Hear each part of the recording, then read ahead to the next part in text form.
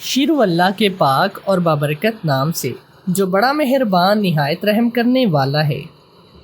میٹھی اور گرم چیزیں کھانے کے بعد پانی پینا دانتوں کو خراب کر دیتا ہے۔ لیموں کا رس چوس لیا کرو، چہرے کی جھریاں غائب ہو جائیں گی۔ اگر آپ کا کولیسٹرول بڑھ جاتا ہو تو باقاعدگی سے بادام کھایا کرو۔ کیلا کینسر کے مریض کے لیے نہایت ہی فائدہ مند ہے۔ ناشتے میں کھجور کھانے سے انسان جادو ٹونے سے محفوظ رہتا ہے۔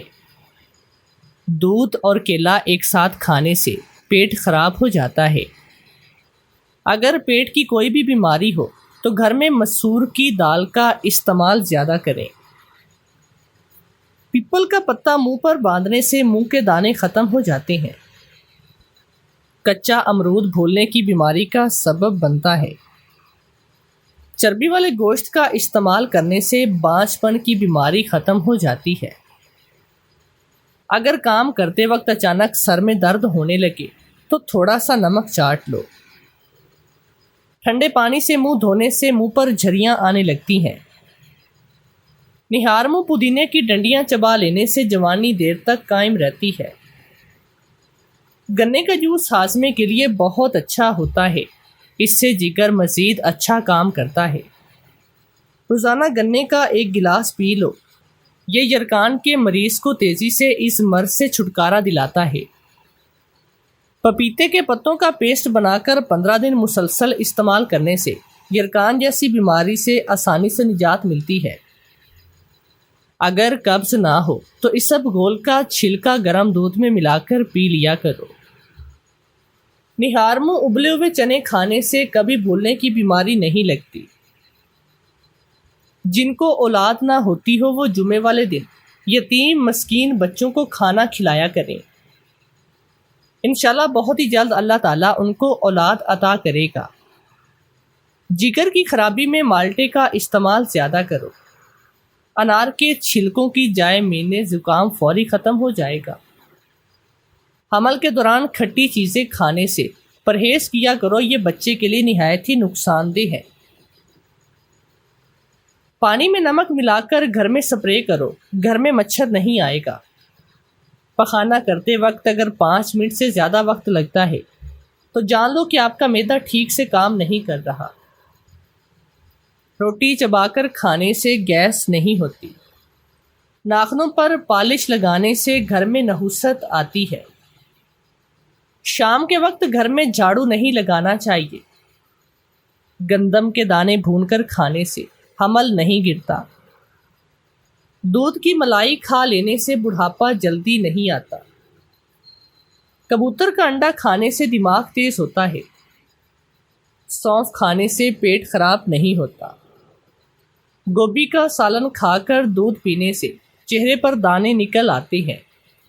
چاول کھا کر پانی پینے سے پیٹ کی بیماریاں جنم لیتی ہیں۔ کچے چاول کھانے سے گردوں میں پتھری ہو جاتی ہے۔ کچا دودھ پینے سے رنگ بھی کالا نہیں ہوگا۔ زیادہ دہی کا استعمال سے جھریاں کم ہوں گی۔ سر پر مالش کرنے سے بلغم ختم ہو جاتی ہے۔ پیاز کا پانی پینے سے معدہ صاف ہوتا ہے۔ اجوائن کو گرم کر کے چہرے پر مسلنے سے چہرے کے داغ دھبے ختم ہو جاتے ہیں۔ سیب کھانے کے فوری بعد پانی مت پیو ورنہ گلے کا کینسر ہو سکتا ہے۔ بکری کی چربی کے تیل سے سر کی مالش کرنے سے بوڑھے ہو جاؤ گے مگر بال نہیں گریں گے۔ دائیں جانب کر کے سونا سنت ہے۔ ہاتھوں پر گائے کی چربی سے مالش کرو، ہاتھ کبھی سانولے رنگ کے نہ ہوں گے۔ جو بندہ دانتوں پر آگ کی راکھ لگاتا ہو اس کے دانت موتیوں کی طرح چمکتے ہیں۔ سانس کی بدبو کو لیموں کا پانی دور بھگاتا ہے اور گردوں کی صفائی کرنے میں مفید ہے۔ ناشتے میں اور رات کے کھانے میں گوبھی کا قرآن مجید کو دیکھ کر پڑھنے والا بندہ زندگی میں کبھی اندھا نہیں ہوگا۔ کھجور کی گٹھلی کے اندر طاقت کا خزانہ ہے۔ چاولوں کے فوری بعد دودھ پینے سے عمر میں کمی آتی ہے۔ ہمیشہ زیادہ گرم کھانے کے استعمال سے دل کی بیماریاں ہوتی ہیں۔ روزانہ شہد چاٹنے سے دماغ تیز ہوتا ہے۔ بچوں کو اخروٹ کے مغز سوتے وقت کھلاؤ، ان کے پیٹ کے کیڑے مر جائیں گے۔ کچا شلجم کھاؤ، دماغ تیز اور نظر تیز ہوگی۔ شلجم پتھری اور کھانسی کو روکتا ہے۔ ہر نماز کے بعد یا ودودو یا ودودو اس سلام کی تسبیح کیا کرو، آپ کے گھر سے جھگڑے اور نحوست ختم ہو جائے گی۔ روزانہ سر میں بادام کے تیل کی مالش کرنے سے دماغ تیز ہوتا ہے۔ کام کرتے وقت سستی زیادہ ہوتی ہو تو ادرک والا پانی پیا کرو۔ وزن اٹھانے سے قبل لیمو پانی پی لو۔ ٹھنڈے پانی میں نہانے سے انسان کی تھکاوٹ اتر جاتی ہے۔ جس کی آواز بیٹھ جائے وہ سونف کے دانے چوس لے، گلا اسی وقت کھل جائے گا۔ اگر کسی بندے پر تیزاب گر جائے تو وہ سب سے پہلے جتنا جلدی ہو سکے متاثرہ حصے پر دودھ ڈالے۔ جب تک دودھ پھٹنا ختم نہ ہو دودھ ڈالتے رہے۔ جتنا زیادہ دودھ ڈالا جائے گا اتنا ہی مریض کے لیے فائدہ مند ہوگا۔ نیند میں خراٹے آنے کا مسئلہ ہو تو سرسوں کے تیل کے چند قطرے ناک میں ڈال دو، زندگی بھر خراٹے نہیں آئیں گے۔ جوڑوں کے درد کے لیے میتھی دانے کا استعمال نہایت ہی مفید مانا جاتا ہے۔ اگر آپ اپنے جسم کو ہمیشہ چست رکھنا چاہتے ہیں تو ناشتے میں ایک ابلا ہوا انڈا ضرور کھایا کریں۔ مچھلی کھانے سے جسم میں خون نہیں جمتا۔ چہرے پر بند گوبھی کا چھلکا لگا کر سو جایا کرو، چہرے کی جھریاں ختم ہو جاتی ہیں۔ میرا نام نوشین ہے اور مجھے گھر میں سب نوشی کہہ کر پکارتے ہیں۔ میں اپنے بابا اور ماں کی اکلوتی بیٹی ہوں۔ ہمارا تعلق غریب گھرانے سے ہے۔ میرا ایک بڑا بھائی بھی ہے جو کہ مجھ سے 7 سال بڑا ہے۔ میرا بھائی بہت ہی محنت کرنے والا اور حساس طبیعت کا مالک تھا۔ ماں بابا کے ساتھ وہ بھی میرا ہر طرح سے خیال رکھتا، مگر ہماری غربت پڑنے جیسے چونچلے تو کرنے کی اجازت ہمیں دیتی نہ تھی۔ سو میری ضد پر مجھے کچے کمروں اور ٹاٹ والے اسکول میں بھیج کر بامشکل 5 جماعتیں پڑھائی اور پھر گھر بٹھا لیا گیا، اور میری یہ ضد پوری کرنے میں سراسر بڑے بھائی کا ہاتھ تھا۔ کوئی سکول کا ماسٹر نیک دل تھا، اس نے بھی میرا کم سے کم خرچہ کروایا تھا، مگر پھر بھی مزید تعلیم حاصل کرنا ممکن نہ تھا اور مجھے بہت ہی اچھی طرح سے اندازہ تھا۔ سو میں باخوشی گھر بیٹھ کے میرے بابا نے 2 شادیاں کی تھی۔ ان کی دوسری شادی 40 سال کی عمر میں ہوئی تھی۔ بابا کی پہلی بیوی کی وفات شادی کے تھوڑے مہینوں کے بعد ہو گئی، جس سے کوئی اولاد نہیں تھی۔ بابا چائے کے ایک ٹھیکیدار کے پاس مزدوری کا کام کیا کرتے تھے۔ ان کی آمدنی اتنی نہ تھی کہ وہ دوسری شادی کر سکتے۔ اتنی ساری جمع پونجی انہوں نے پہلے شادی پر خرچ کر دی، لیکن 40 سال کی عمر میں انہیں احساس ہوا کہ وہ اب اکیلے نہیں رہ پائیں گے۔ بڑھاپے کے سہارے کے لیے انہیں کسی ساتھی کی ضرورت پڑے گی۔ تب انہوں نے لوگوں کے گھروں میں کام کرنے والی ایک بیوہ سے شادی کر لی، جس کا پہلے شوہر سے 5 سال کا بیٹا تھا۔ اس کا نام کاشف تھا۔ ان ماں بیٹے کا بھی ایک دوسرے کے سوا کوئی بھی نہ تھا۔ انہیں بھی گھر اور سہارے کی تلاش تھی، جو تلاش میرے بابا نے پوری کر دی۔ بابا کی دوسری شادی کے پورے 2 سال کے بعد میرا جنم ہوا۔ میرا نام وردہ رکھا گیا۔ میں بہت ہی خوبصورت تھی، مگر ابھی میں 10 سال کی ہوئی تھی کہ بابا ہمیں چھوڑ کر اس دنیا سے چلے گئے۔ وہ ایک روز کام کے دوران حادثے کا شکار ہوئے تھے۔ ابا کے جانے کے بعد ہماری زندگی بہت ہی مشکل ہو گئی۔ امی دل کی مریضہ بن کر بستر سے جا لگ گئے، اور گھر چلانے کے لیے میں نے بھی دواؤں کی ایک چھوٹی سی فیکٹری میں کام شروع کر دیا، جو گھر کے قریب ہی واقع تھی، اور کاشف بھائی ابا کے ساتھ ہی کام کرتے تھے۔ انہوں نے بعد میں بھی جاری رکھا۔ ہم غریبوں کی زندگی کا سفر جاری تھا۔ ایک روز میں فیکٹری سے فارغ ہو کر ماں کی دوا لینے میڈیکل سٹور جا رہی تھی کہ ایک بڑی سی سیاہ کار میرے ساتھ چلنے لگی۔ میں نے نظریں اٹھا کر دیکھا تو ڈرائیونگ سیٹ پر ایک اچھی شکل و صورت کا بہترین سوٹ میں ملبوس تقریباً 30 سال کا ایک نوجوان بیٹھا تھا۔ وہ بڑی میٹھی نظروں سے مجھے دیکھ رہا تھا۔ اس کی نظروں کی تاب نہ لاتے ہوئے میں گھبرا کر اپنی نگاہ نیچے کر دی۔ میں آگے کی طرف چل پڑی تھی، مگر یہ تو روز کا معمول ہی بن گیا تھا۔ وہ راستے میں آتے جاتے مجھے سیدھا دیکھتا، مسکرا کر کہتا۔ ایک دن میں نے اس کی بات کرنے کی کوشش کی، اور پھر بات کرتے ہوئے میرا نام پوچھ لیا۔ اس نے اپنی محبت کا اظہار بھی کر دیا، یوں کسی اجنبی کے اظہار پر محبت میں گڑبڑا سی گئی۔ میں پسینہ پسینہ ہو گئی۔ رات کو بستر پر لیٹے لیٹے میں نے اس کے بارے میں سوچا تو میں خود پر فخر کرنے لگی کہ کسی کھاتے پیتے گھرانے کا چشم و چراغ میری محبت میں دیوانہ ہے۔ تب میں نے اس کی محبت کا جواب محبت سے دیا تھا، اور میں نے فیصلہ بھی کر لیا تھا۔ میں نے آنکھیں موند کر اس کے خیالوں میں گم ہو گئی۔ اسی طرح ہماری محبت کی کہانی کا آغاز ہو گیا، رفتہ رفتہ میرے دل میں اترتا چلا گیا۔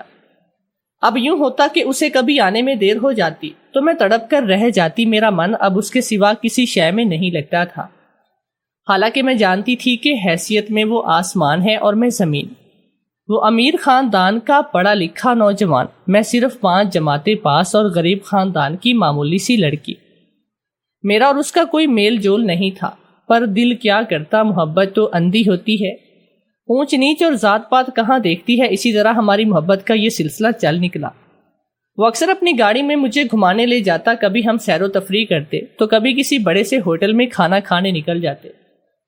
اس کا نام شہباز تھا، اس کے والد کا انتقال ہو گیا تھا، وہ ماں باپ کی اکلوتی اولاد تھا، فیملی میں اس کی ماں کے علاوہ کوئی دوسرا نہیں تھا۔ اس کا ذاتی کاروبار تھا۔ ایک دن شہباز مجھے اپنی ماں سے ملوانے اپنے گھر لے گیا۔ اس کا کہنا تھا کہ اس کی ماں اپنے بیٹے کی شادی تو کرنا چاہتی ہے، لیکن بہو کو چننے کے معاملے میں وہ بڑی احتیاط برتتی ہے۔ شہباز نے مجھے اپنی ماں کے اصولوں کے بارے میں کافی سمجھایا جو کافی حد تک عجیب و غریبی تھے۔ اس نے بتایا کہ اماں کچھ دیر کے لیے شاید تمہیں اپنے کمرے میں لے جائیں، تم سے کچھ سوالات کریں تو تم برا مت ماننا۔ میں تو اماں کو سمجھاتا رہتا ہوں کہ یہ باتیں آج کل کے زمانے میں اچھی نہیں لگتی، مگر کیا کروں، اماں ہیں کہ وہ مان نہیں دیتی۔ تم سے پہلے بھی ایک لڑکی پر میرا دل آیا تھا، لیکن اماں نے یہ کہا کہ یہ کماری نہیں، خدا جانے اماں تمہارا کیا حشر کرے گی۔ وہ ہنستے ہوئے بولا، اس بات کا مطلب میں سمجھ گئی تھی، مگر یہ نہ جان پائی کہ اس کی اماں غیر شادی شدہ لڑکیوں سے کنوارے پن کی تصدیق کرتی ہی کیوں ہے؟ کیا انہیں کسی لڑکی کے کردار پر یقین نہیں تھا؟ یہ بات مجھے عجیب لگی۔ اگر مجھے اس لڑکے سے محبت نہ ہوتی تو میں اس کڑے امتحان سے ہرگز نہ گزرتی۔ لیکن کہتے ہیں نا کہ محبت انسان کی آنکھوں پر پٹی باندھ دیتی ہے اور اس سے ہر وہ کام کرواتی ہے جو وہ کرنا بھی نہیں چاہتا۔ شہباز مجھے اپنے گھر لے گیا۔ میں بہت گھبرا رہی تھی کہ کہیں اس کی ماں مجھے بھی ٹھکرانے دے، پر ایسا کچھ بھی نہیں ہوا۔ وہ مجھے بہت ہی محبت سے ملی۔ انہیں دولت مند ہونے کا ذرا بھی گھمنڈ نہیں تھا، وہ دولت سے زیادہ شرافت اور اچھی سیرت کی قائل تھی۔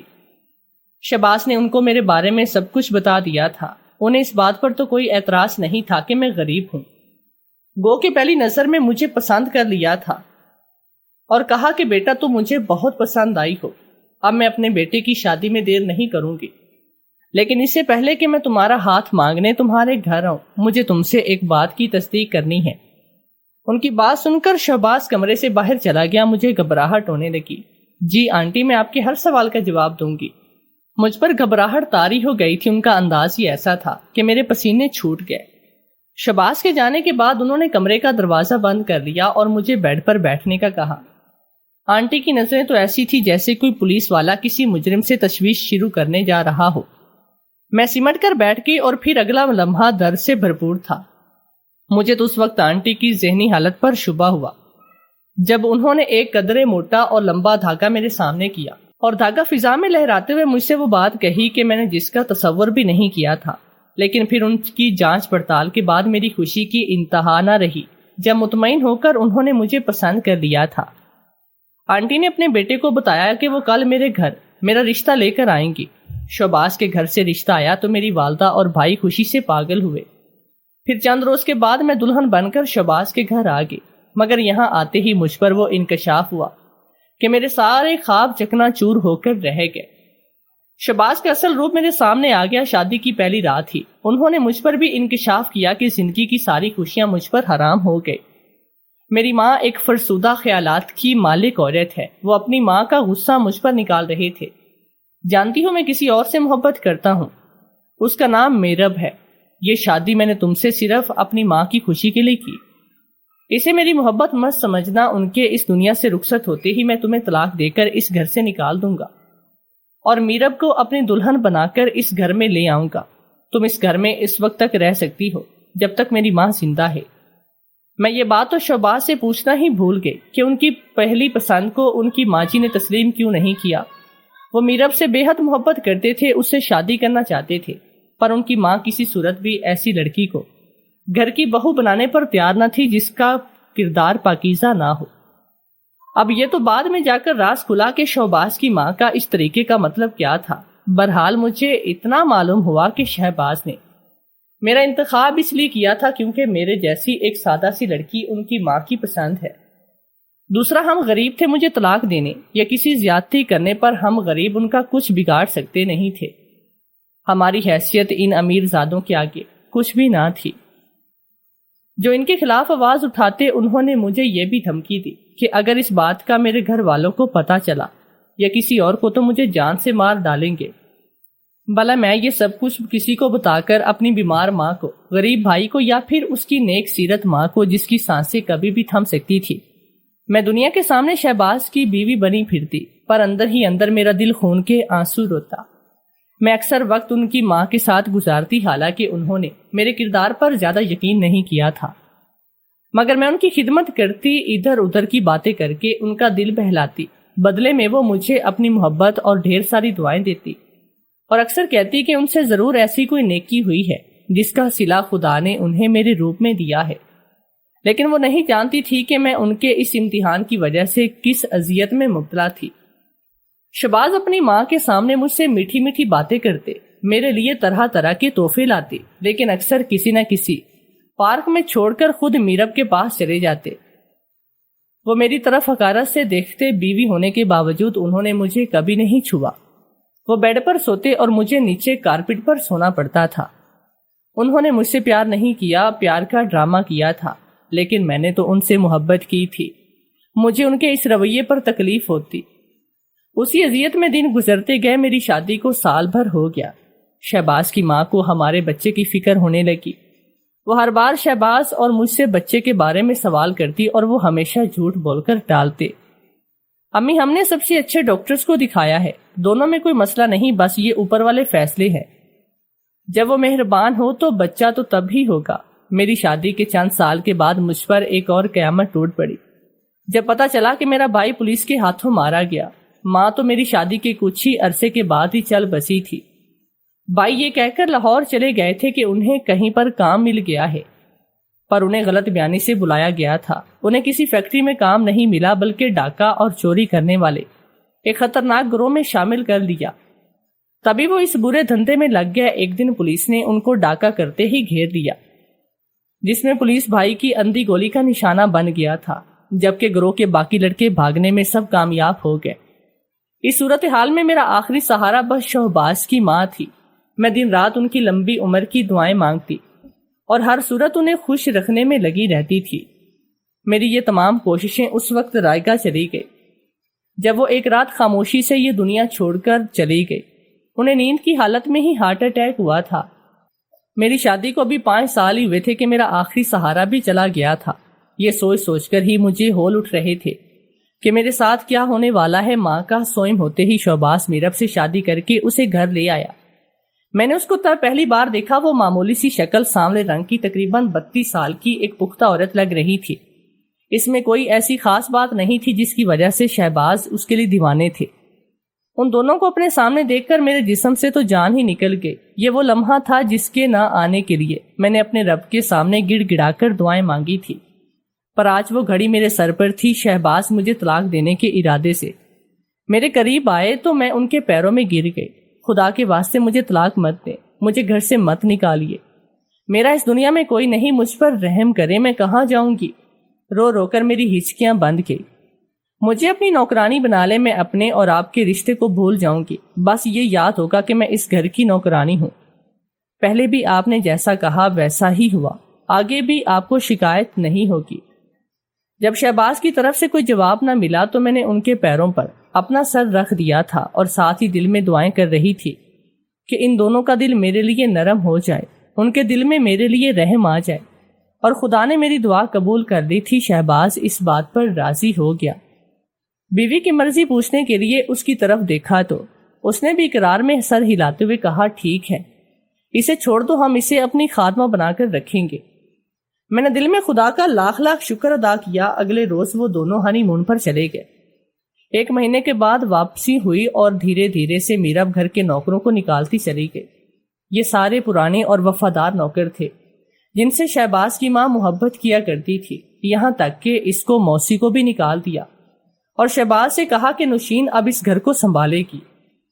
شہباز اسے اف تک نہیں کہتا تھا۔ اسے دیوانوں کی طرح چاہتے تھے۔ میرب نے پوری طرح مجھے گھر کی نوکرانی بنا دیا، ہر کام میں ہی کرتی تھی۔ ایک دن وہ میرے پاس آئی اور اس نے مجھ سے جو کہا وہ میرے لیے ناقابل برداشت تھا۔ سنو، تم تو جانتی ہو شہباز کی ماں نے مجھے کیوں قبول نہیں کیا تھا۔ میں نے لا علمی کا اظہار کیا تو کہنے لگی، میں ایک طوائف رہ چکی ہوں اور ظاہر ہے میں کنواری بھی نہیں تھی۔ شہباز کی ماں کو ہمیشہ سے کنواری لڑکی کی تلاش تھی، نہ جانے کیسی خطبی بڑھیا تھی۔ خیر چھوڑو، ان باتوں کو میں تمہیں یہ بتا رہی تھی کہ مجھ سے بے پناہ محبت کرتے ہیں وہ، اس وقت سے جب سے وہ تم محبت کے جال میں پھنسا رہے تھے۔ مگر تم تو جانتی ہو طوائف کا دل کبھی ایک مرد سے نہیں بھرتا، اس کے کام پر جاتے ہی میرا دل بہلانے کے لیے لوگ آیا کریں گے۔ اس بات کا علم اس کو نہیں ہونا چاہیے، ورنہ نتیجے کی ذمہ دار تم خود ہوگی۔ میں اس کو حیرت سے دیکھنے لگی تھی۔ اسے شہباز جیسا وفادار، محبت کرنے والا، دولت مند شوہر ملا تھا جس نے کبھی بھی اپنی بیوی کے علاوہ کسی کی طرف دیکھا بھی نہ تھا۔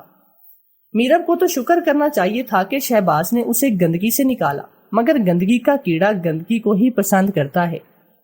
اب مجھے سمجھ آنے لگا کہ اس نے گھر کے نوکروں کو کیوں نکالا، محض اس لیے کہ وہ میرب کے پاس طرح طرح کے مردوں کو آتا دیکھتے تو اس بات کی خبر شہباز کو کر دیتے۔ میرا کیا تھا، میرے دیکھنے نہ دیکھنے سے اس پر کوئی فرق نہیں پڑنے والا تھا، کیونکہ شہباز میری بات پر اعتبار نہیں کرتے۔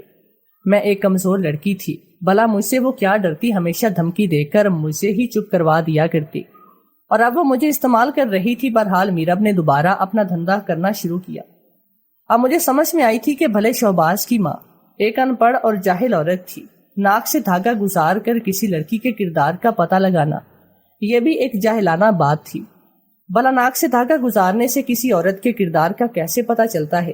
لیکن آج مجھے محسوس ہو رہا تھا کہ شہباز کی ماں کا یہ تجربہ صحیح ہو یا نہ ہو، ان کی رائے عورت کے بارے میں بالکل صحیح تھی۔ شہباز کی ماں نے مرنے سے پہلے مجھے کئی بار میرب کے قصے سنائے تھے کہ وہ کیسے شہباز کو اپنا دیوانہ بنائے ہوئے تھی اور انہوں نے اپنے بیٹے کو اس کے جال سے نکالا۔ بیچاری تو لا علمی میں ماری گئی کیونکہ شہباز کا دل اب بھی اس میں اٹکا ہوا تھا۔ خیر اسی طرح دن گزرتے گئے اور بدھ کا دن تھا۔ شہباز کو آفس گئے ہوئے 3-4 گھنٹے ہوئے تھے اور میرب اپنے بیڈ روم میں ایک آدمی کے ہمراہ دل بہلا رہی تھی اور میں ہمیشہ کی طرح باہر ان کی رکھوالی کا کام کر رہی تھی۔ دوسرے کاموں کے ساتھ یہ کام بھی میرے ذمہ ہوتا۔ میرب کے پاس 2 موبائل تھے، جب بھی وہ اس کام میں مصروف ہوتی ایک مجھے دیتی تاکہ اگر کوئی بھی گڑبڑ ہو، شہباز اچانک آ جائے تو مین گیٹ پر ان کی گاڑی کا ہارن سنتے ہی میں فوراً اسے فون پر آگاہ کر دوں اور وہ سب سنبھال لے گی۔ میرب کو کمرے میں گئے ہوئے ابھی 1 ہی گھنٹہ ہوا تھا کہ شور کی آواز سن کر میں اپنی جگہ سے اچھل پڑی۔ میری سمجھ میں کچھ نہیں آ رہا تھا۔ گولی کی آواز شہباز اور میرب کے بیڈ روم سے آئی تھی، وہاں سے چیخنے چلانے اور شور کی آوازیں بھی آنے لگی۔ میں اس طرف بھاگی اور ابھی کمرے کے قریب پہنچی تھی کہ جھٹکے سے دروازہ کھلا اور وہی مرد جو میرب کے ساتھ کمرے میں تھا وہ کمرے سے نمودار ہوا۔ اس کے ہاتھ میں کپڑے تھے وہ جو پہن نہیں سکا۔ وہ باہر کی طرف بھاگتا چلا گیا۔ میں تیزی سے کمرے میں گھس گئی۔ باہر کا منظر تو دیکھ ہی لیا تھا لیکن اندر کا منظر دیکھ کر میں سکتے میں رہ گئی۔ میرب بھی بیڈ پر قابل اعتراض حالت میں پڑی تھی اور خوف سے اس کا وجود لرز رہا تھا۔ اس کے سامنے شہباز کھڑے تھے، ان کی آنکھوں میں خون اترا ہوا تھا۔ وہ غصے سے اسی کو گھور رہے تھے اس سے پہلے کہ وہ اس بے وفا عورت کی جان لیتے۔ میں نے اسے روک لیا۔ شہباز غصے میں چلا رہے تھے، کمینی عورت، میں نے تیرے لیے کیا کچھ نہیں کیا، بد ذات، تو نے میرے گھر کو طوائف خانہ بنا دیا۔ تو گندی نالی کا وہ کیڑا ہے جو صاف ستھری جگہ میں نہیں رہ پاتا۔ تو نے سوچا بھی کیسے کہ مجھے تیری عیاشیوں کا پتہ نہیں چلے گا؟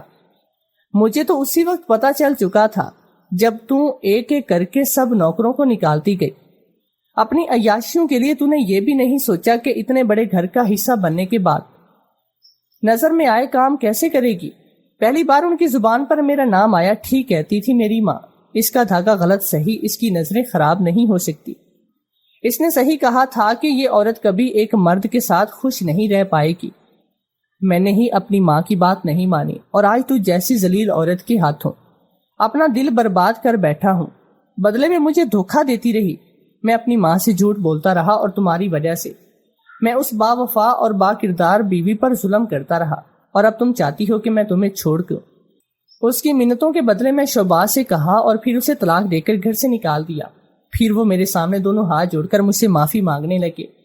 میرے لیے یہی کافی تھا کہ انہیں احساس ہو گیا تھا۔ بعد میں نے اپنی تمام پرانے نوکروں کو پھر سے رکھا۔ 1.5 سال کے بعد خدا نے ہمیں بیٹے اور بیٹی سے نوازا۔ شہباز مجھ سے بہت محبت کرتے ہیں۔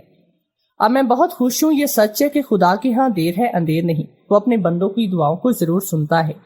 ان کی دعاؤں کی قبولیت اپنے وقت مقرر پر ہوتی ہے، اور میں سمجھتی ہوں کہ اس ذات کے ہر کام میں بہتری ہے۔